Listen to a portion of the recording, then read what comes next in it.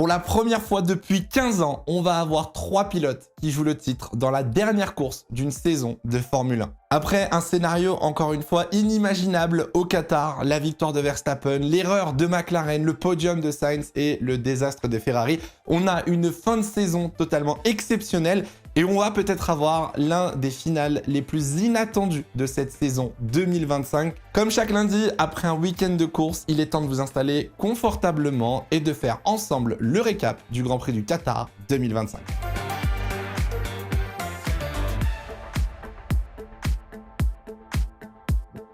On commence ce conseil de classe avec notre premier élève qui n'est d'autre que la Scuderia Ferrari. Un conseil de discipline, ça a été tout simplement une humiliation ce week-end pour Charles Leclerc et Lewis Hamilton. On a probablement assisté à l'un des pires week-ends de la Scuderia depuis très longtemps. Entre le manque de performance, le manque de motivation, l'incompréhension des réglages et surtout une voiture qui était presque devenue dangereuse, entre une élimination en SQ1 pour Lewis Hamilton puis en Q1 samedi soir, 0 point marqué pour le Britannique, Charles Leclerc qui a eu un tête-à-queue en qualification, très peu de points pour le Monégasque aussi. Je vous le dis, en tant que fan de Ferrari, ça a été très douloureux à regarder ce week-end. Cette saison est officiellement terminée pour Ferrari qui terminera 4e du classement constructeur. Ils ne pourront pas revenir sur Red Bull ni Mercedes au championnat.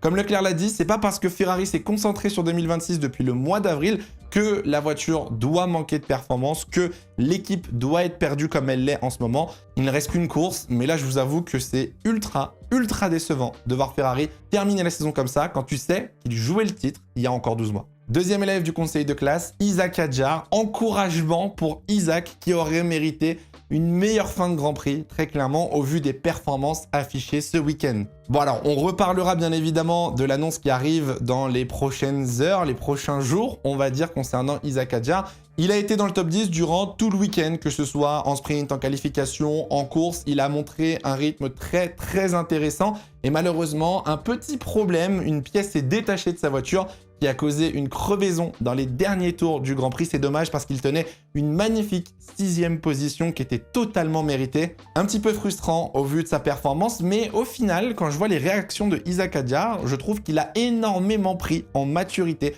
au fur et à mesure de cette saison. Je trouve qu'un résultat comme ça l'aurait mis dans un état pas possible au début de l'année. Et là, je trouve qu'il gère plutôt bien ses émotions sur cette fin de saison. Donc bon, il n'y a plus qu'à attendre l'annonce dans les prochains jours et voir ce que ça donnera l'année prochaine avec une voiture peut-être un peu plus compétitive. Pour finir, le conseil de classe, Andrea Kimi Antonelli. Là aussi, les encouragements au final pour ce jeune pilote Mercedes qui continue en fait de briller sur cette fin de saison. Il a encore une fois battu George Russell en course, mais malheureusement, une petite erreur dans les derniers tours de la course lui a coûté la 4e position au profit de Lando Norris. Alors non, Antonelli n'a pas été payé par McLaren. Non, Antonelli n'a pas laissé passer Lando Norris. Il a tout simplement commis une erreur en sortant du virage 10. Bono était en train de lui donner énormément d'instructions.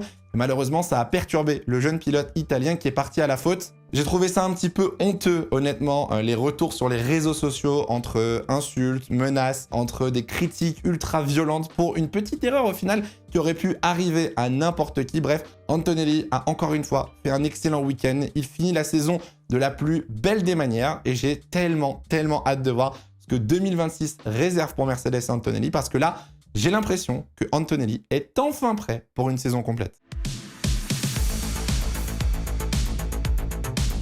Je sais plus quoi vous dire concernant Max Verstappen. Week-end après week-end, course après course, Max continue de m'éblouir de ses performances. Après la course sprint, il était à 25 points de Lando Norris et donc techniquement aurait pu être éliminé de la course au championnat dimanche soir. Eh bien non, Verstappen est actuellement à 12 points du leader du championnat avec une seule course restante. Bon, comme chaque week-end sprint, Red Bull était plutôt mal parti, que ce soit au niveau de la préparation ou au niveau du réglage. On l'a vu avec un Max extrêmement frustré dans une voiture très difficile à conduire qui rebondissait énormément. Malgré ça, une bonne course sprint après une qualification ratée. À noter quand même que Yuki Tsunoda a battu Max Verstappen pour la première fois de la saison. Max a réussi à plutôt bien sauver les meubles avec la course sprint et a réussi à changer son setup dans la bonne direction. Rappelez-vous que la dernière fois qu'il avait fait ça, lors d'un week-end sprint, c'était au Brésil et il s'était fait éliminer en Q1. Là, pour le coup, Verstappen a fait des bons changements et s'est retrouvé du coup 3e sur la grille.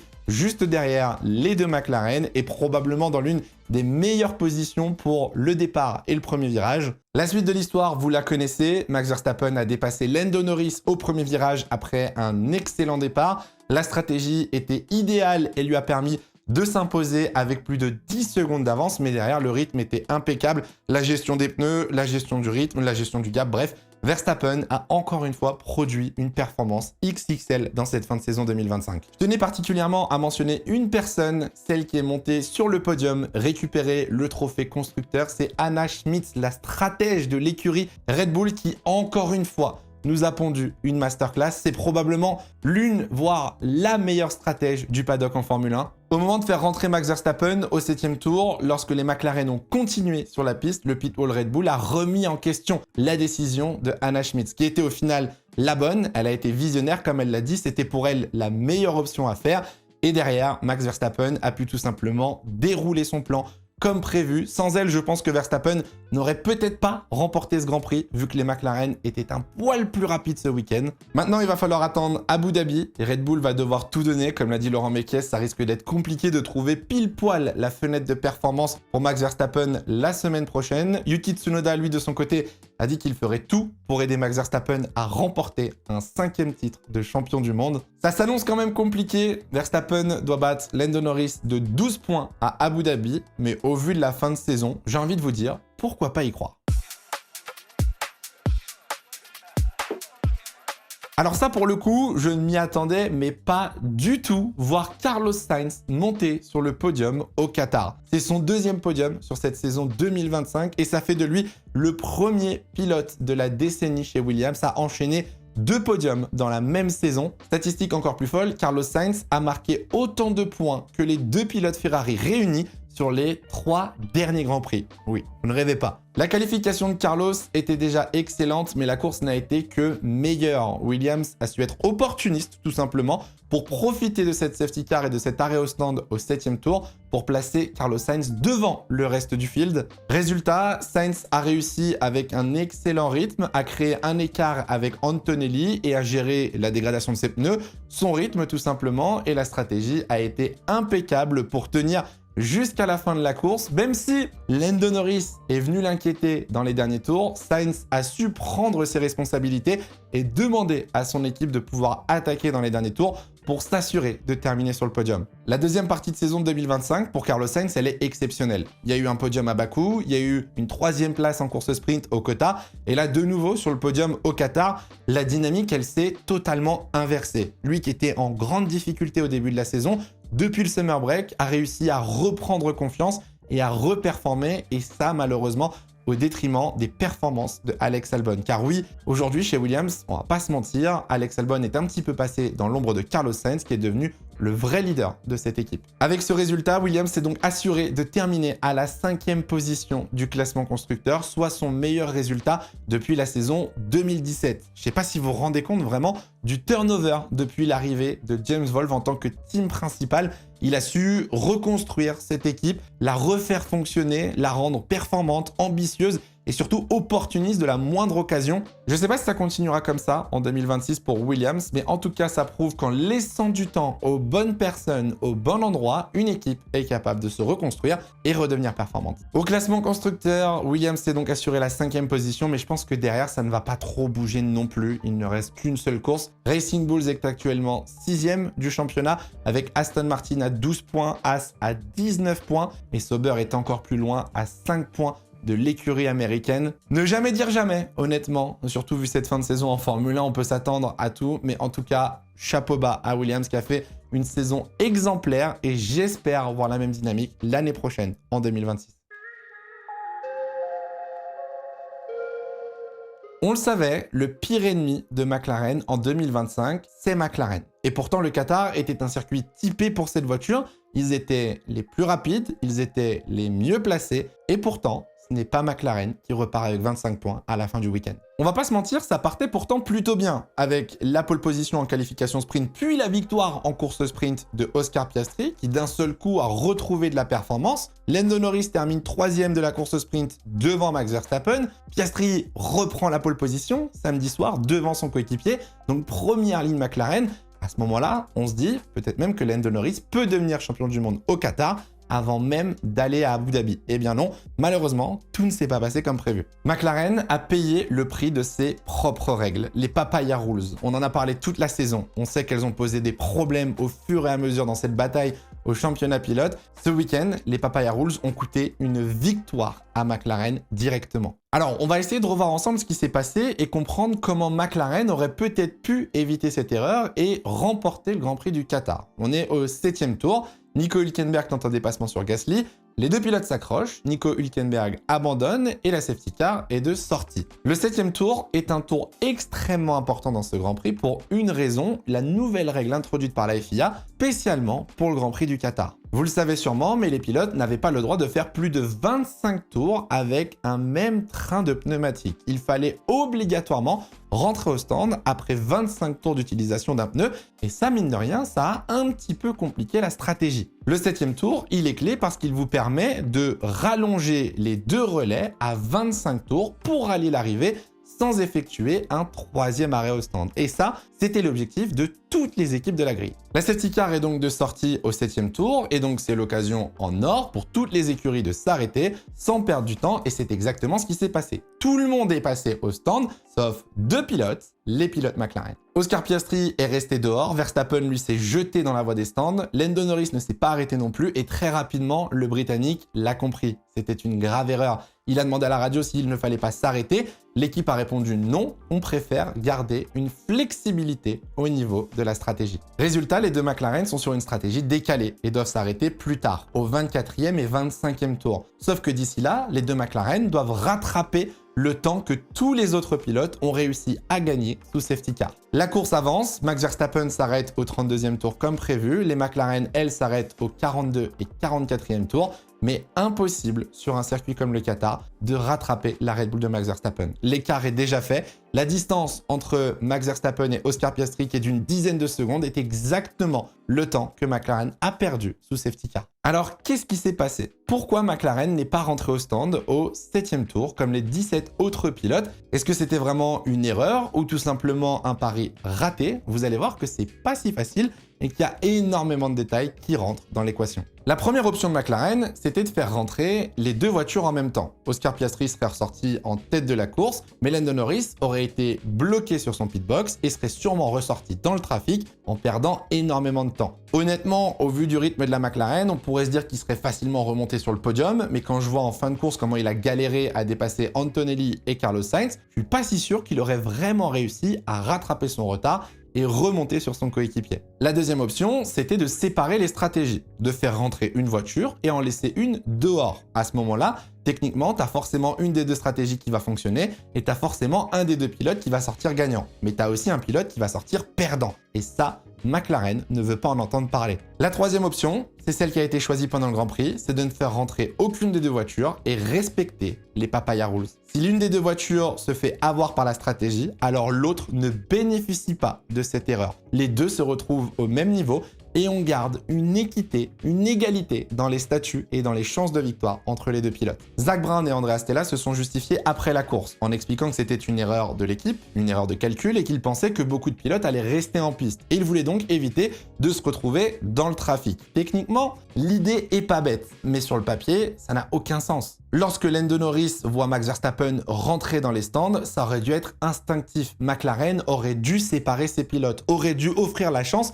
à l'un des deux pilotes de se battre directement contre Max Verstappen. La stratégie de McLaren, elle était basée sur une safety car en fin de course. La stratégie de McLaren ne fonctionnait que en cas d'imprévu, en cas d'incident. À la régulière, la stratégie de McLaren n'allait jamais fonctionner. Et pour moi, elle est là cette erreur. Baser la stratégie de deux pilotes qui jouent le titre sur une éventuelle interruption de course, ça n'a aucun sens. Au final, Piastri a passé sa course à courir après Verstappen. Il n'a commis aucune erreur, comme il l'a dit, et c'est pour ça que cette deuxième place a un goût amer, car Oscar Piastri aurait totalement mérité de prendre les 25 points ce week-end. Là où Oscar n'a fait aucune erreur, malheureusement, je peux pas en dire autant de Lando Norris, qui a quand même eu un week-end au global assez brouillon, mine de rien. Quelques erreurs en qualification, comme en Q3 dans sa dernière tentative, ou encore sur certaines défenses, peut-être un petit peu paresseux, voire même sur des attaques pas assez agressives, contrairement à Piastri, lorsqu'il fallait dépasser. On l'a entendu à la radio aussi se plaindre beaucoup que sa voiture ne fonctionnait pas, qu'il n'y arrivait pas, qu'il faisait son maximum et qu'il n'avait pas les solutions.